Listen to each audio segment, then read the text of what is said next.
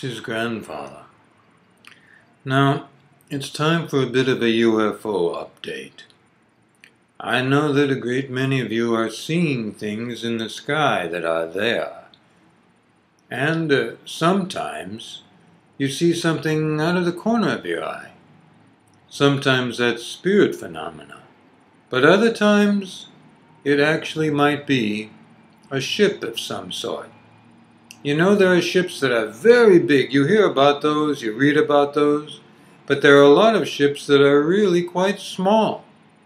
And sometimes they will show up as a dot of light. Generally speaking, dots of light are spirit beings, benevolent beings, all right? So don't worry. But sometimes lights that you see in the sky at night, especially if they're moving fairly rapidly or make a sudden unexpected turn, ruling out satellites and so on, then this is often a UFO.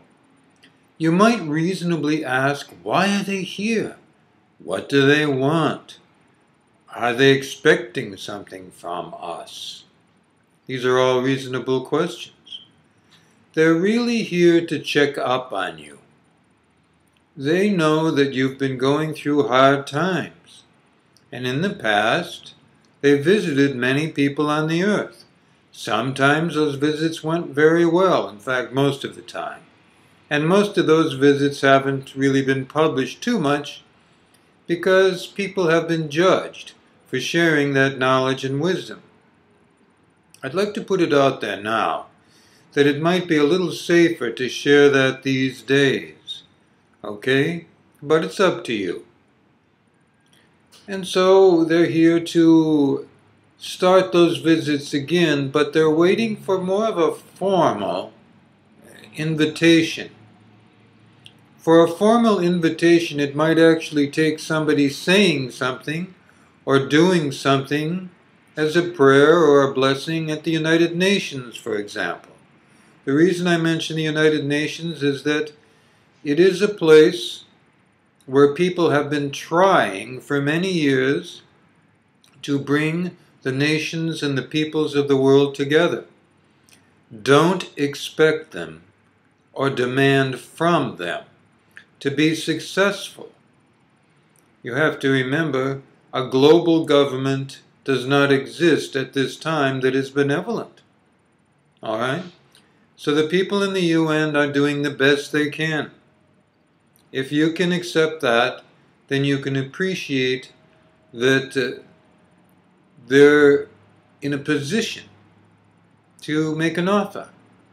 One might reasonably say, as a speaker, if you have some courage, that we welcome friends who are benevolent and kind and safe for us to meet, who may come from a far distance, even beyond our own world. And you can say that within the context of a religious blessing if you like. And I'm not giving any orders here. I'm just suggesting that it be considered.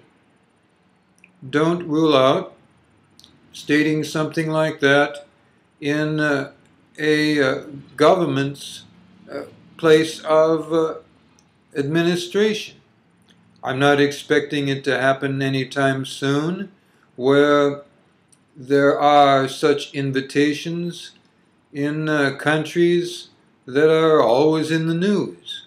But there's a lot of countries that aren't always in the news, and some of them have actually had people to come out and in their administrative buildings, or even in their talks, to say, wouldn't it be wonderful if people came from another planet and helped us solve all our problems in some benevolent way? I'm going to suggest something simple for you, something uncomplicated that I know you can do. Some of you do living prayers. Others of you do prayers in all forms of religion and philosophy. But putting in a living prayer, I'd like to suggest, if you agree with this, to simply say, I am asking that all those benevolent beings who are available to visit us here on earth visit now and feel welcome as I welcome them, to come and help us and to exchange ideas and ideals, and to be welcomed as friends. It may seem to be something simple to say. You don't have to say it exactly that way. Don't say it if you don't mean it. Okay? This isn't meant to be entertainment here, as you know, after putting up almost 350 videos. It's training, it's support, and it's really a form of friendliness from me to you, from grandfather to you, from Harabi to you. And we know a lot of you are getting a lot out of it. You are in a time now where you have the opportunity to create. And as an apprentice creator, it's up to you to consider doing your benevolent magic or your living prayer, as recommended on these videos and in the book itself.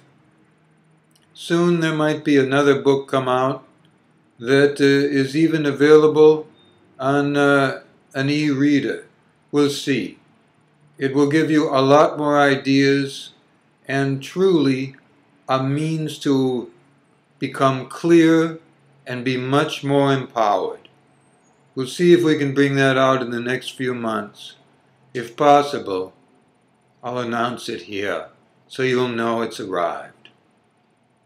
Remember, ETs are not scary monsters. They are not as they are depicted for the most part in the movies.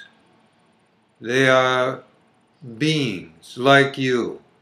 Most of the ETs you will meet initially will be human beings that look just like all of you. And I assure you, they are all races. Remember that. Welcome them all and know that they look upon you as their brothers and sisters. They'll be around a lot these days in their ships. So, if you happen to see one in the sky, feel free to say, "Good life. Come and see us soon. Welcome to planet Earth." Good life.